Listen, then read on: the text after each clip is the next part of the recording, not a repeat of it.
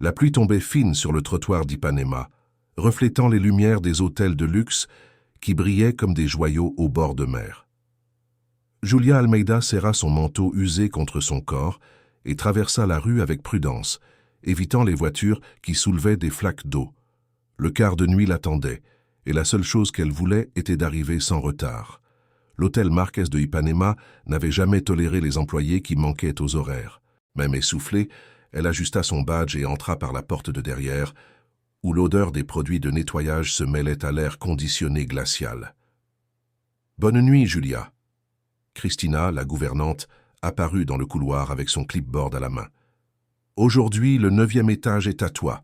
Attention, il y a un hôte important là-haut. » « Compris. » Julia sourit légèrement et poussa le chariot de ménage vers l'ascenseur de service. Le 9e étage signifiait 3 suites exécutives et la suite Pentouse réservée à la direction. Elle savait que Gustavo Marquès lui-même, propriétaire de la chaîne hôtelière, y séjournait temporairement pour superviser les rénovations. Elle ne l'avait jamais vu de près, mais les magazines d'affaires l'affichaient souvent. Le milliardaire brésilien qui avait transformé un petit hostel en un empire international. Dans l'ascenseur, le miroir révéla la même femme épuisée, cerne profond, cheveux châtains attachés en un chignon pressé. Personne n'aurait dit qu'elle avait un diplôme en relations internationales de l'UFRJ et parlait 4 langues.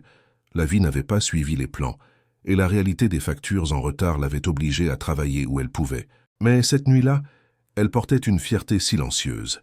Elle avait envoyé une candidature pour un poste au consulat néerlandais à Rio de Janeiro. Pendant qu'elle nettoyait le couloir moqueté du 9e étage, son téléphone vibra dans sa poche. Elle reconnut le nom sur l'écran, le professeur Willem, son mentor en cours de néerlandais. Elle hésita, mais répondit. « Good avond, professeur », dit-elle dans un néerlandais parfait. « Julia, ik heb news. » Sa voix débordait de joie. « Tu as été sélectionnée pour l'entretien au consulat. Félicitations !» Pendant un instant, le monde se tut. Elle se couvrit la bouche pour ne pas crier. « De Waarheid. Ja, demain, 9 heures du matin. Ne rate pas ça. » Ces mots résonnèrent comme une musique. Elle avait du mal à y croire. Après des années d'efforts, la chance tant rêvée surgissait. Elle se tourna pour ranger le téléphone et se figea. À la porte de la suite présidentielle, un homme l'observait avec curiosité. Chemise blanche retroussée au poignet. Regard gris-vert, posture sereine. C'était Gustavo Marquès en personne. « Parlez néerlandais dans mon hôtel ?» dit-il d'un ton neutre. L'accent poliste était marqué, la voix grave. « Désolé, monsieur Marquès, c'était un appel rapide de mon professeur. Impressionnant. Je ne m'attendais pas à entendre cette langue ici. Depuis combien de temps travailles-tu avec nous ?»« 7 mois. » « Tu sais pourquoi une femme de ménage étudie-t-elle le néerlandais ?» La question sonnait curieuse, pas arrogante. « Parce que je crois au changement, » répondit-elle, relevant le menton. « Et parce qu'un jour je veux travailler à construire des ponts entre les pays, pas seulement nettoyer le sol où ces ponts sont discutés. » Un sourire presque imperceptible apparut sur son visage. « J'aime ça. » Il nota quelque chose sur son téléphone.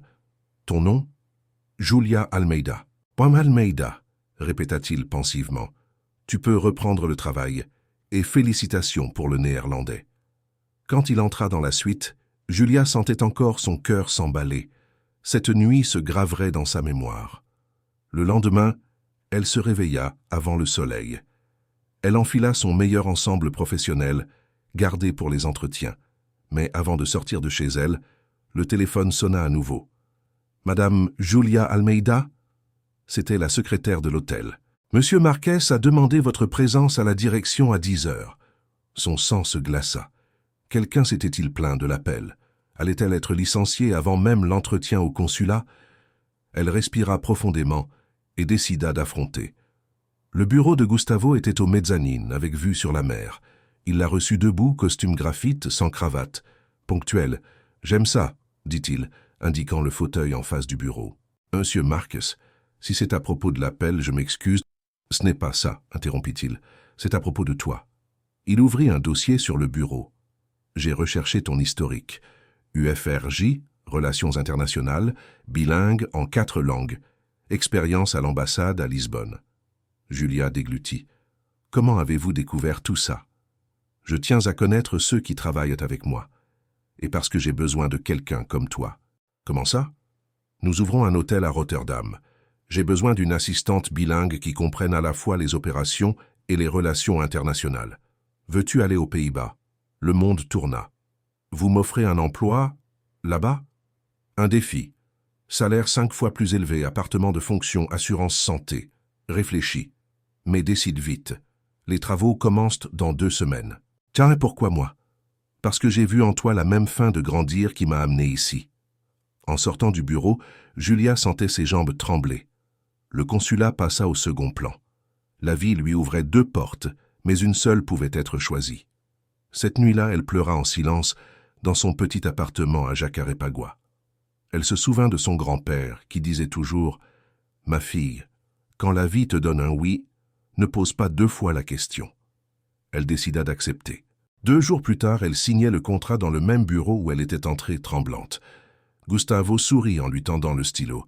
« Bienvenue dans la nouvelle phase de ta vie. » Les semaines suivantes furent une course aux documents, visa, passeport et préparatifs. Gustavo restait présent à chaque étape, la guidant avec patience. « Ne t'inquiète pas, l'entreprise couvre les frais, » disait-il, toujours avec ce ton tranquille qui la désarmait. Quand ils embarquèrent pour Rotterdam, Julia regarda par la fenêtre de l'avion et vit les lumières de Rio s'éloigner. Elle pensa à Christina, à l'uniforme lilas, à l'odeur de désinfectant, et sourit. Elle laissait derrière elle bien plus qu'un emploi. Elle laissait une version ancienne d'elle-même. Aux Pays-Bas, le froid d'automne l'accueillit avec un souffle coupant. Gustavo la conduisit à l'appartement de fonction. Petit, mais avec vue sur les canaux. « Bienvenue dans ta nouvelle ville », dit-il, lui remettant les clés. Elle respira profondément, sentant l'odeur de bois et de café frais. Les jours suivants, elle travailla à ses côtés dans le bureau provisoire installé dans le bâtiment en rénovation. Gustavo était exigeant mais juste. Il faisait confiance à son opinion lors des réunions avec les ingénieurs et les fournisseurs. Quand elle suggéra qu'une partie du lobby conserve des éléments originaux du XIXe siècle, il accepta sans hésiter. « Tu comprends l'hospitalité comme peu de gens, » loua-t-il. Les nuits étaient longues, et souvent il travaillait tard, revoyant des tableaux et des plans. Ce fut lors d'une de ces nuits que Gustavo apporta 2 cafés et s'assit à côté d'elle. « Comment te sens-tu loin de chez toi ?»« Effrayée mais vivante. » Elle sourit. « C'est la première fois que je me sens au bon endroit. »« Je suis content, tu le mérites. » Son regard s'attarda une seconde de plus que nécessaire. Julia fit semblant de revenir à l'ordinateur, mais sentit son cœur s'emballer. Quelque chose changeait entre eux. La semaine suivante, ils allèrent ensemble à Rotterdam pour visiter les fournisseurs de meubles. Pendant le voyage, Gustavo révéla qu'il avait perdu ses parents adolescents et avait été élevé par son grand-père qui avait aussi travaillé comme homme de ménage. « Il m'a appris à respecter ceux qui commencent par le bas », dit-il d'un ton mélancolique. Julia écouta en silence, touchée. Au retour, un imprévu les fit rester bloqués à Rotterdam à cause d'une tempête. Les trains furent suspendus et ils durent passer la nuit dans un petit hôtel de la chaîne. Dans le restaurant vide, entre des verres de vin et le bruit de la pluie battant la vitre, Gustavo dit doucement « As-tu déjà pensé que peut-être la vie nous place aux bons endroits pour nous rencontrer ?» Julia fixa ses yeux. « Et si c'est vrai, qu'allons-nous faire de ça ?» Il sourit, sans répondre. Mais le silence disait plus que des mots. Le matin suivant apporta un silence gêné entre eux, brisé seulement par le son distant de la pluie qui cessait. Julia prit son café dans le restaurant de l'hôtel, essayant d'ignorer les regards curieux des employés qui semblaient reconnaître le patron et la nouvelle assistante ensemble. Gustavo descendit peu après, impeccable comme toujours, et s'assit à la table à côté d'elle. « As-tu bien dormi ?» demanda-t-il d'une voix sereine. « Dans la mesure du possible. » Elle répondit, essayant de paraître décontractée. « Nous allons à Amsterdam cet après-midi.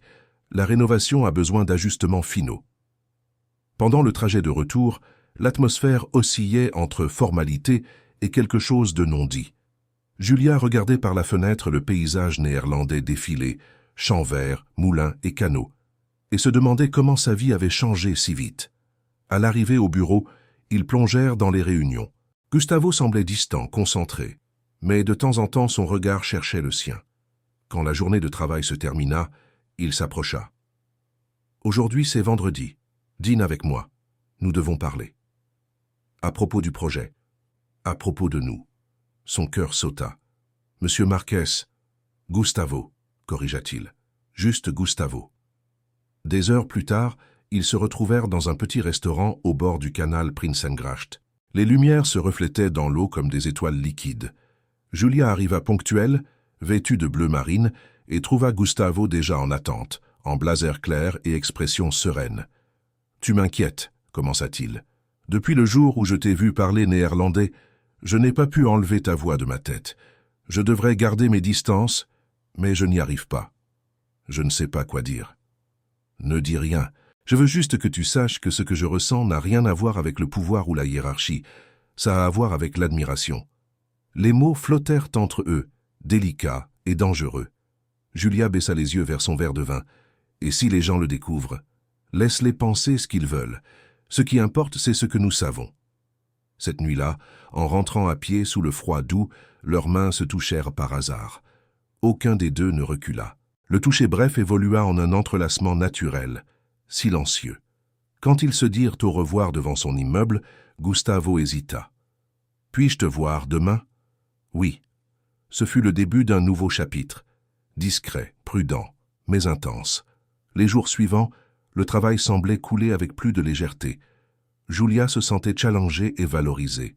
Les réunions étaient productives, ses idées gagnaient de l'espace, et Gustavo tenait à la mentionner dans chaque décision importante. Mais le sentiment entre eux grandissait en parallèle. Ils échangeaient des regards complices au milieu des conversations, des rires contenus en réunion, des messages courts hors des heures de bureau. Le soir, parfois ils se retrouvaient dans l'appartement de Gustavo pour cuisiner ensemble et parler.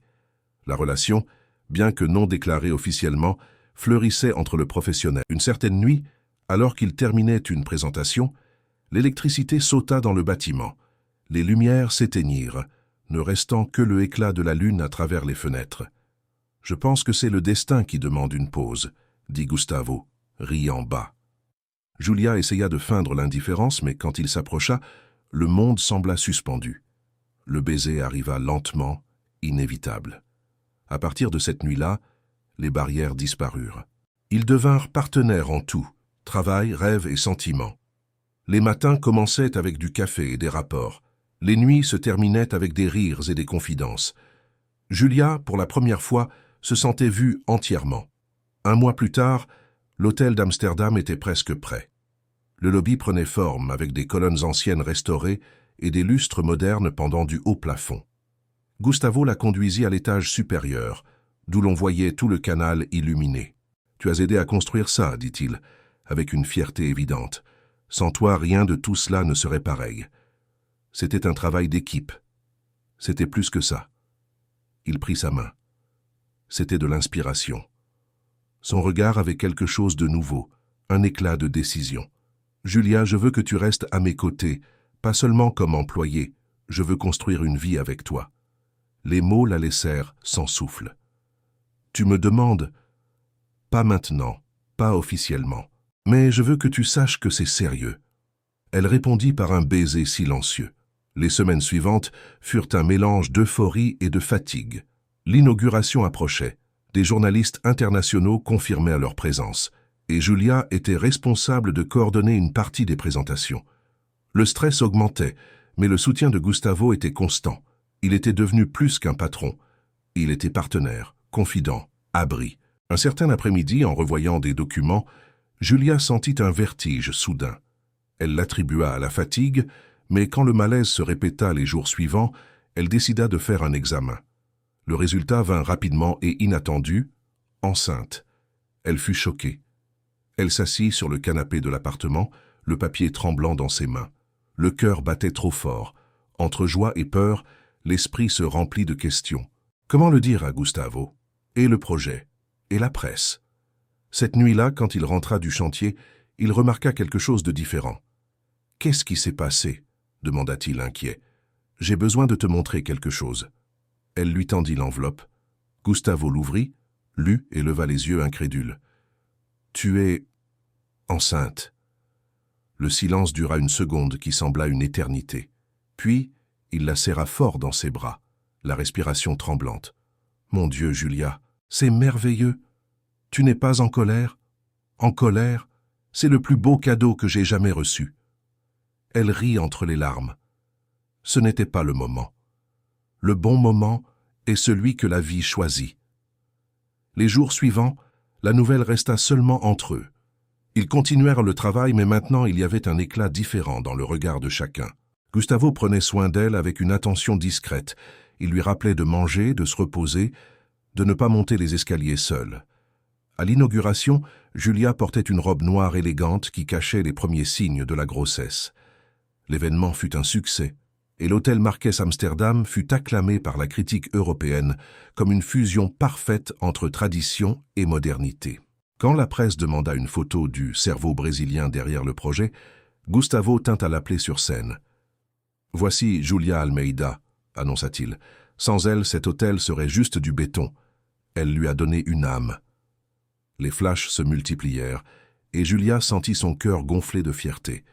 Cette nuit-là, quand ils rentrèrent à la maison, il lui tendit une petite boîte bleue.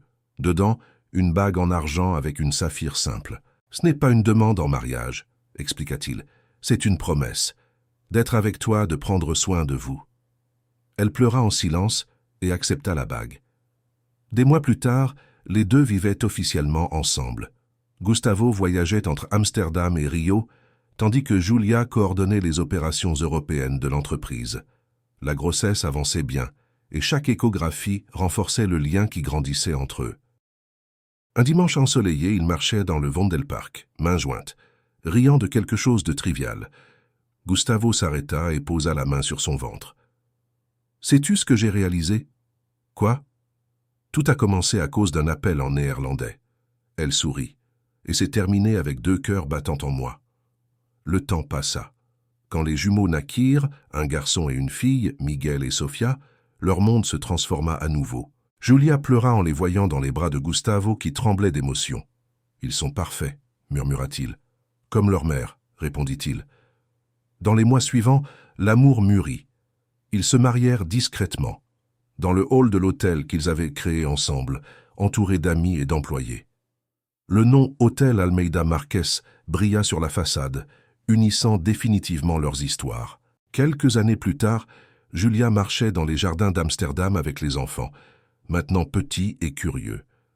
Un touriste la reconnut et commenta « Vous êtes la Brésilienne qui a commencé comme femme de ménage, n'est-ce pas ?» Elle sourit, sans offense. « Oui, c'est moi. »« Et maintenant vous dirigez un empire. »« Non. Maintenant je vis une histoire. » Et, en regardant le reflet des enfants dans l'eau calme du canal, Julia sut que cette histoire ne faisait que commencer. Sur le balcon de l'hôtel à Amsterdam, Julia observait le coucher du soleil reflété dans les canaux dorés. Gustavo apparut derrière elle, tenant 2 verres de jus, le sourire calme de celui qui a trouvé sa place dans le monde. « Tu te souviens encore de cet appel en néerlandais ?» demanda-t-il. Julia rit doucement. « Comment oublier? C'était le son de mon destin. » Il l'enlaça dans ses bras, et pendant un instant, le monde sembla tenir là. Amour, travail, enfant et but. Parfois, dit-elle, il suffit de répondre à un appel pour que toute la vie change. Et à ce moment-là, tous deux surent qu'ils étaient exactement où ils devaient être.